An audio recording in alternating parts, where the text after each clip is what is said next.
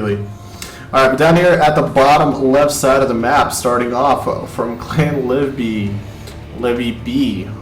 Liv B or Livy B, technically. It's not, it's missing the I, but Liv B. Might be Livy B's clan. Alright, it is Creature.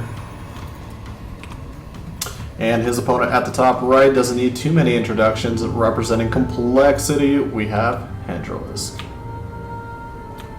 Now, Henry is already going across the map, and who did we see doing this coming across the map? We saw Scarlet doing this not too long ago, so we could be potentially seeing a hatch first coming out on the other side of the map. Now, due to the drone coming out as early as it did, it could also just be a drone scout as well. Hendralisk is a very smart and safe player, all at the same time.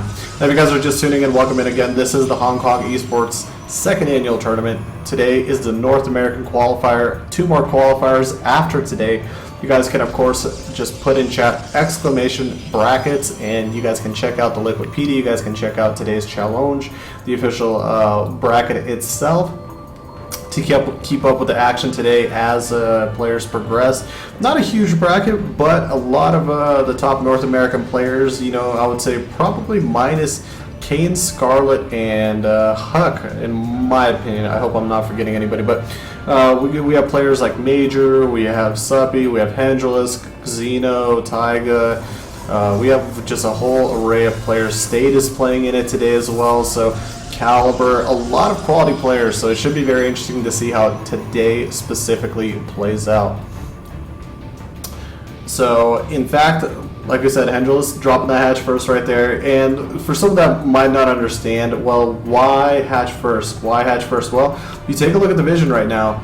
Creature has yet to scout, and when he is yet to scout, he is definitely going to be a little bit shell-shocked by the fact that he's going to have a hatchery finish. Now, the cool thing about if you do scout ahead, you're going to be able to at least, I guess, marginally take away the time that a hatchery could live through, because the hatchery is going to finish up. It's going to start spreading the creep. It's going to give opportunity for Hendralisk to decide if he wants to actually build anything from it as well. Now, this is a very risky and interesting decision coming out from Creature. He's actually bringing all of his probes, almost all of his probes down here. He's got one zealot out, Mothership Core underway. So he's going to try to hack at this hatchery away as long as he possibly can. But remember, look at the drone, look at the probe count that's actually down here. 1, 2, 3, 4, 5, 6, 7, 8, 9, 10. That is 10 probes in action trying to knock over that hatchery. And what's going to happen when he knocks over that hatchery? He's going to have to still wait for the creep to dissipate. It's going to be a very long time until he's going to be able to actually retake this location right here. And during this time, he had 10 probes that were actually could have been already working. He lost a lot of resources. That's not, you know, 2 or 3. That's a lot. Like it would like almost in a sense, if he actually opened up Forge, it almost would have been worth it to drop pylons and a couple cans just to get it out of the way. But a lot of econ loss, and now Hendralisk back on his side of the map, already has his natural hatch up, starting to saturate it as well. Now, the one thing you do have to be careful as a Zerg player when you open up like this, you need to make sure that hopefully you have a general idea of what your opponent has out on the map, because sometimes, once in a while, if you overdrone it, the 2 Zealot Mothership Core can come across the map, and it is a little bit tricky to deal with at times. So just be very cautious and wary how you continue. And just finally now, look at that, the creep just dissipating. So you do have to ask yourself a little bit, was it really worth it to send all those probes down there when you could have been gathering resources? You could have added on a couple additional gates a little bit earlier. Really depends. Really depends. Because in the macro game right now, as you're taking your natural, if Hendralisk here in the next minute or so takes his 3rd base, then he's going to be up ahead. It's almost inevitable. And if you know Hendralisk, he's a very talented macro player. Doesn't mind finessing his opponents down. He actually kind of reminds me a little bit of Hendralisk has that Swarm Host complex of his at times, but really does remind me of Suppy when I watch him play.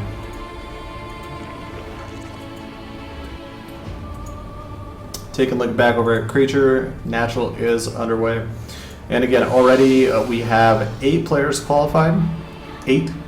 Let me make sure and double check those, because yesterday I'm still a little bit fatigued today. Yesterday I spent the whole entire day moving. I was like, poor judgment on my part. I didn't pack up anything prior to the move, so literally spent the whole day from morning till 2 a.m. in the morning yesterday, packing, cleaning, driving to my new place, I would say, for 20 days, and then I'm gonna get everything ready for today. So we're still a little bit fatigued, but the main thing is we missed the Taiwan qualifiers. But like I said earlier, it looks like Daisy and Ian are the 2 qualifiers from there. Of course, if you guys watched the European qualifier, you would know that Harstam and Soxry qualified, and then of course, if you kept up with Breaker and his qualifiers that he's gotten, Ragnarok, Symbol from Korea, Blisk, and Patreus from SEA. So main thing to note, MYI has 2 players. MYI has 2 players right now in the bracket, so in group play. Now they will be joined as well by 3 players, the invites, Sen, Grubby, and Hurricane. So kind of covering, I guess, the 2 of the major regions, and then of course Sen, very popular player, got very far in last year's Hong Kong esports tournament. So and of course very known player as well. So you can't blame him. It should be can't wait to see him. I actually haven't watched Sen in a little while, so can't wait to see him play.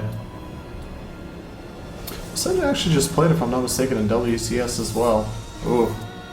Alright, as we kind of check back in the game, it looks like Henry pushed back that little miniature 3-gate aggression, but going to have a lot of problems back on creature side of things because, well, this wall off, we'll see how long it's going to be able to live. We already have a huge influx of roaches trying to break through. The Zelts are going to fall.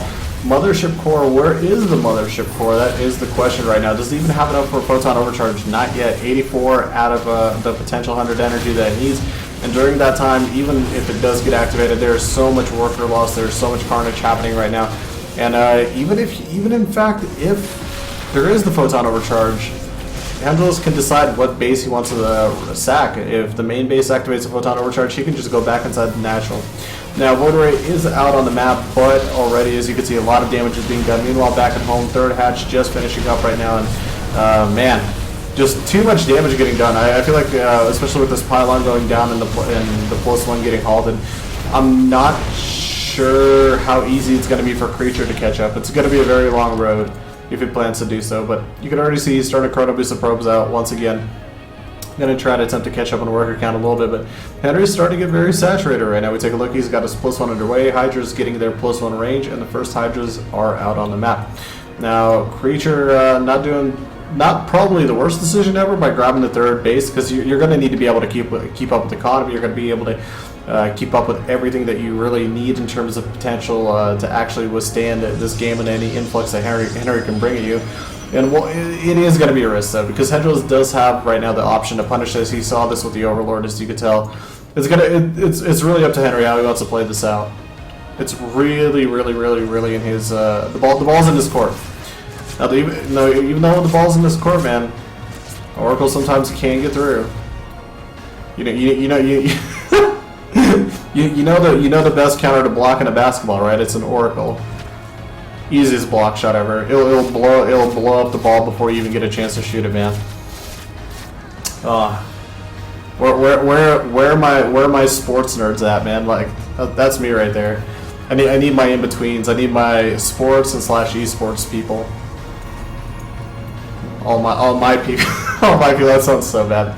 All right, Angeloski's grabbing his 4th hatch at the gold, and at this point he's pretty much fully saturated. Could probably join up just a little bit more, just for the fact that he could take the gases at the gold base. Of course, having that fresh resources at the gold base is going to be very helpful for him.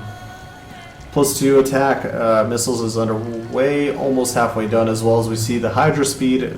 12 roaches for the ground support under the Hydras, and of course the Hydras are the biggest threat because right now Creature is forming up a little bit of a Stargate army, but unfortunately he went double Stargate, and I don't know right now.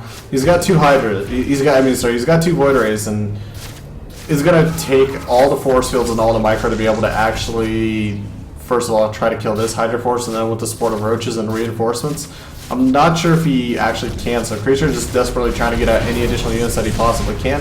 Photon Overcharge activated. Henry's going to pull back, going to head over to the 3rd base, will be greeted, of course, by those sentries, but one already goes down, heading over to the right side of the map, surrounding the 3rd base. Cannon goes down, force fields let loose, but look at this. This is just too many units. This is way too much.